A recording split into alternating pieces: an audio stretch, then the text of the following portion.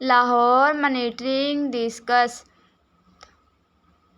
جادو اور جن بھوتوں پر بعض لوگ یقین رکھتے ہیں اور بعض نہیں رکھتے، تاہم اب ایک انٹرنیٹ صارف نے اپنے گھر میں رونما ہونے والی جادو سے متعلق ایک ایسی کہانی سنا دی ہے کہ ہر سننے والے کے رونگٹے کھڑے ہو گئے۔ ویب سائٹ پر پوسٹ کی گئی اس کہانی میں نوجوان بتاتا ہے کہ یہ 2013 کی بات ہے۔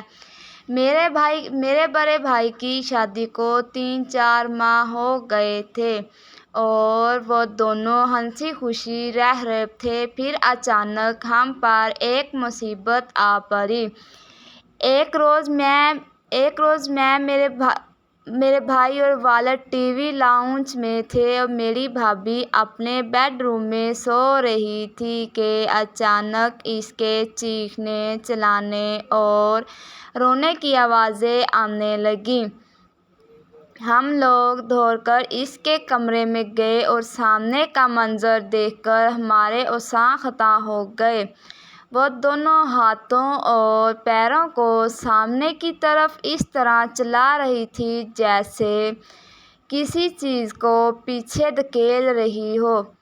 اس کی پنڈلیوں، بازوؤں اور چہرے پر زخم تھے جیسے بلیڈ سے کٹ لگائے گئے ہوں۔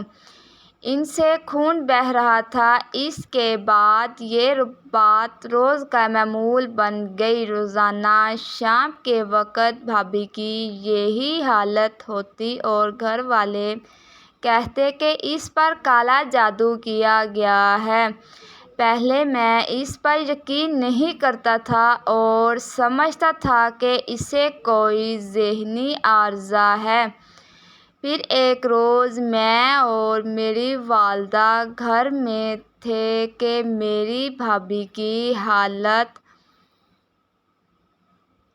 خراب ہوئی اور اس نے چیخنا، چلانا اور ہاتھ پاؤں چلانا شروع کر دیے۔ ہم بھاگ کر گئے۔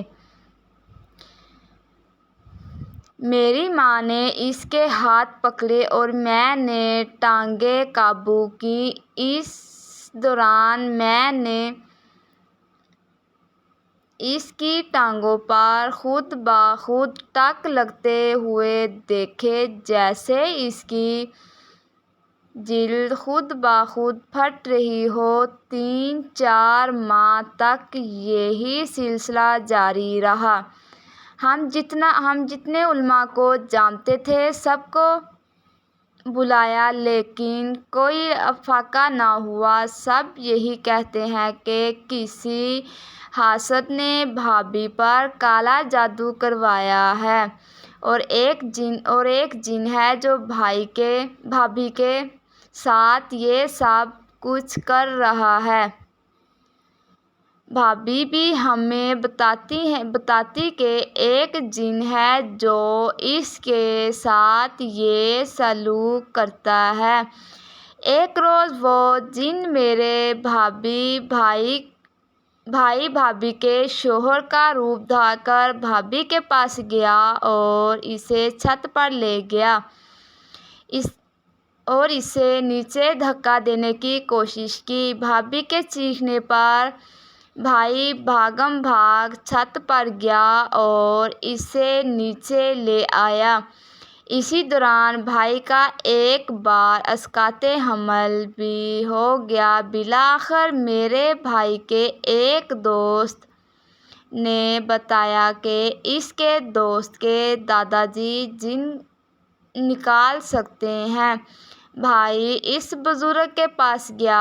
اس بزرگ نے نہ تو ہمیں کوئی دوا بتائی اور نہ ہی خود کوئی عمل کیا۔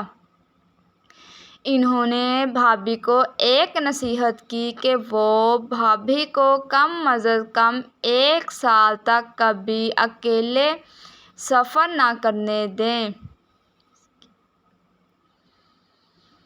اس کی وجہ انہوں نے یہ بتائی کہ جب کسی پر عذاب آتا ہے تو وہ روحانی طور پر کمزور ہو جاتا ہے اور اسے دیگر جنات آسانی سے شکار بنا لیتے ہیں۔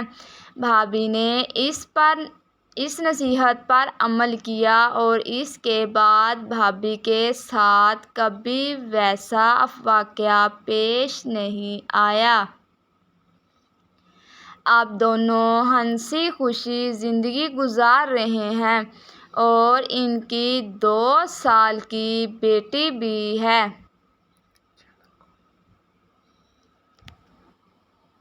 اگر آپ کو ہماری ویڈیو پسند آئی ہے تو ہمارے چینل کو سبسکرائب ضرور کیجیے۔ شکریہ۔